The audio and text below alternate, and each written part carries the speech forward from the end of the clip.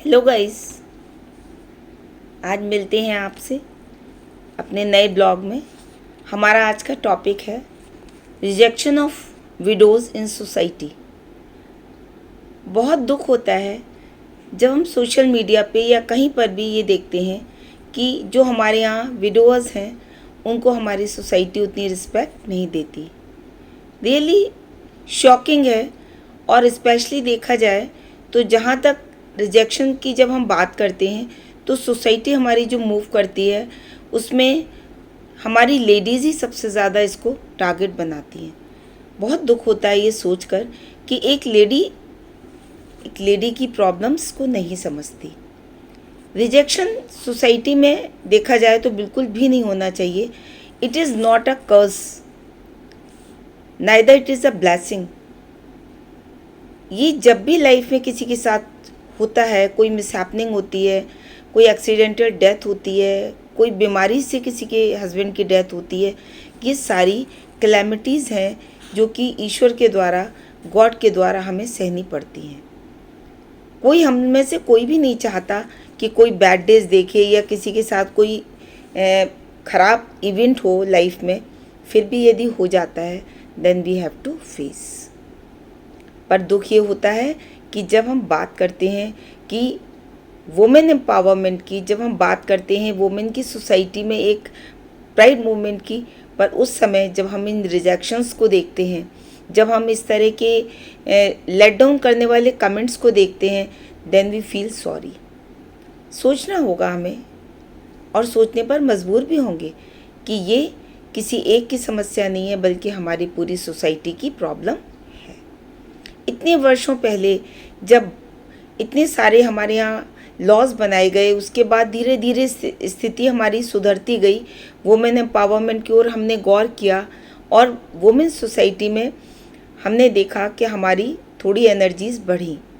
पर जब हम एक लेवल पर आकर कहीं अपने आप को स्थापित कर रहे हैं, जब एक लड़की, उसके हस्बैंड की डेथ हो जाती है, उसके बाद वो सोसाइटी में निकलती है, मूव करती है, जॉब भी कर रही है, उसके बाद वो घर भी देख रही है और उसके बाद वो अपने बच्चों की केयर भी करती है।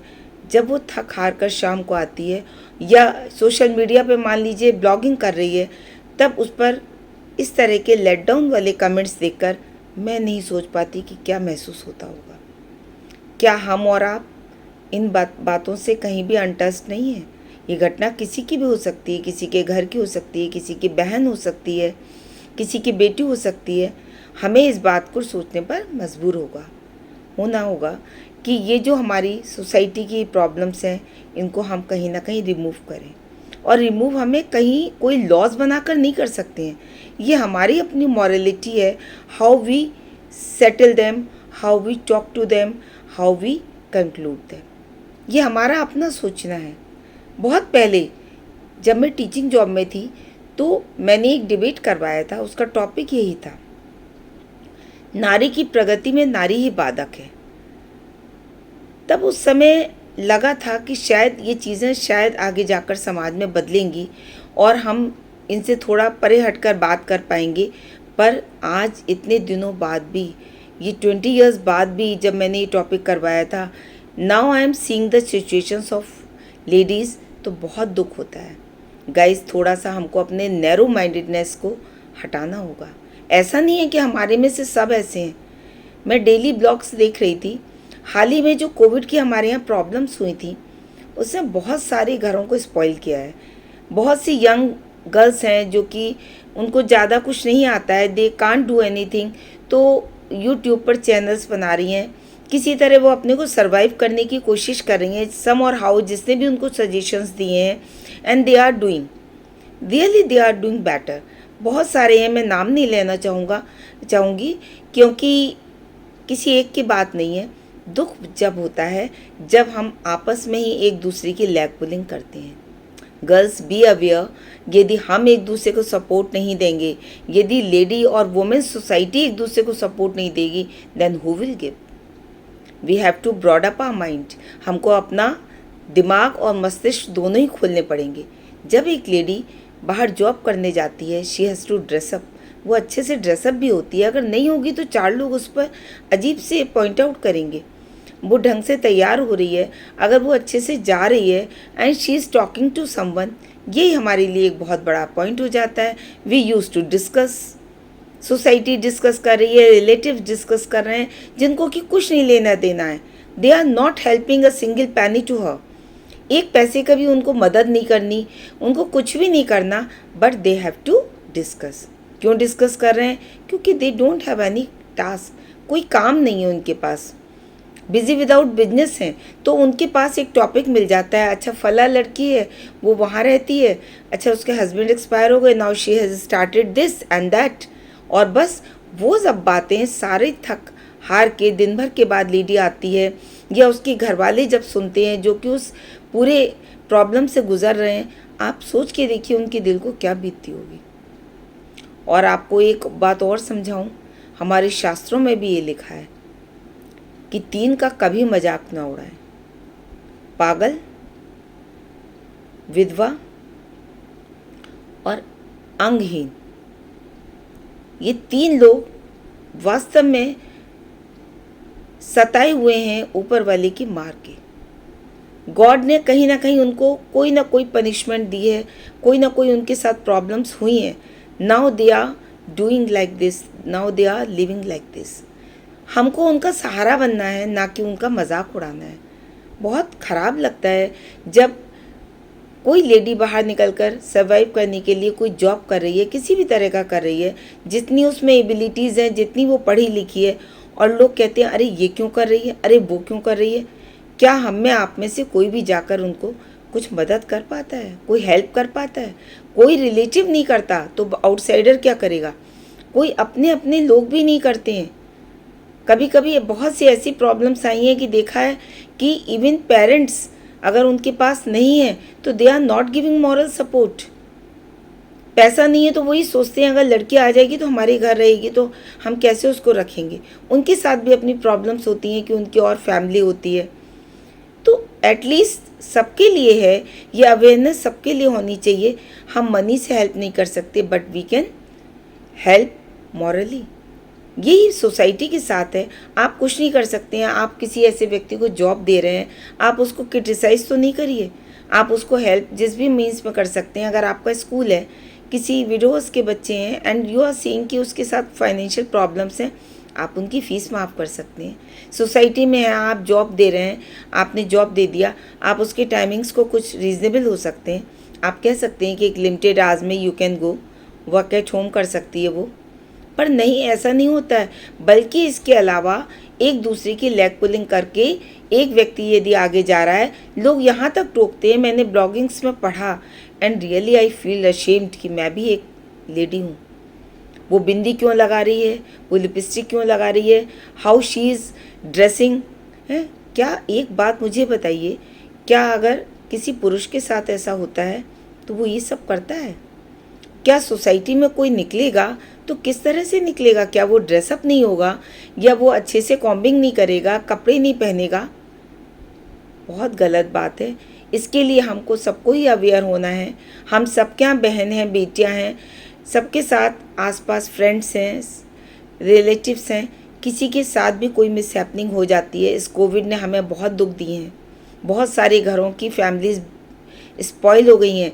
लेडीज़ के साथ तो स्पेशली बहुत मुश्किल हुई है. किसी के बच्चे हैं 10 साल का, 12 साल का, किसी का बहुत छोटा बच्चा है.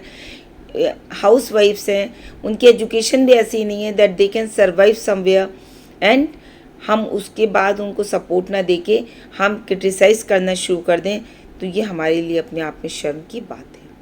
कम से कम हमको किसी और से नहीं, तो we have to fear from God. God से तो डरिए, भगवान से तो डरिए.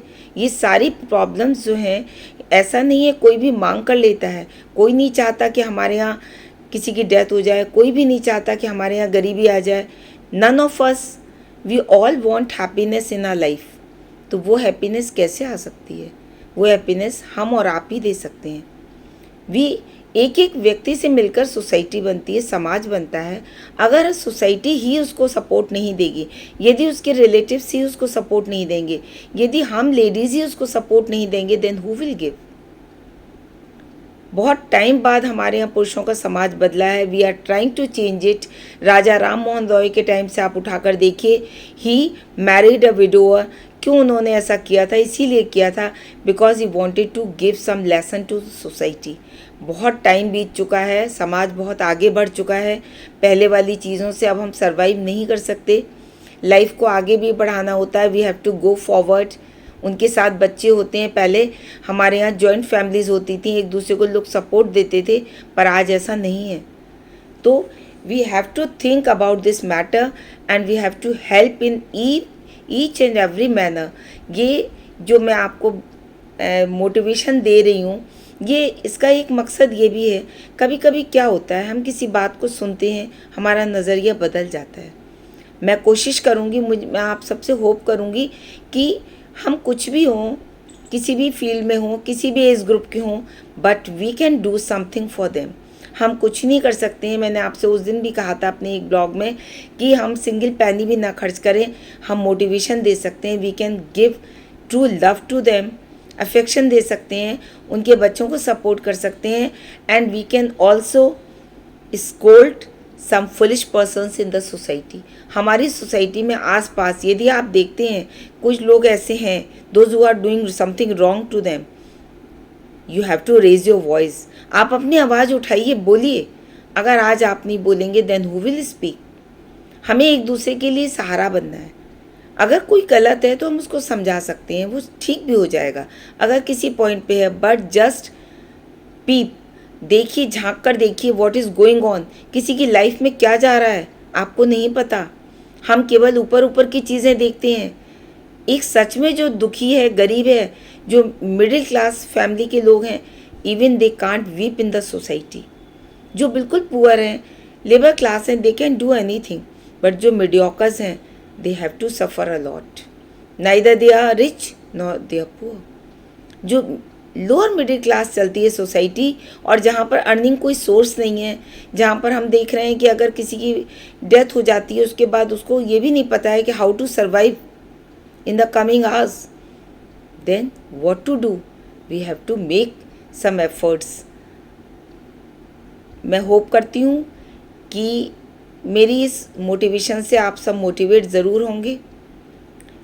ये टॉपिक दिल से मैं कह रही हूँ, बहुत दिन से मैं सोच रही थी when I will start blogging, तो मैं ये टॉपिक ज़रूर उठाऊंगी.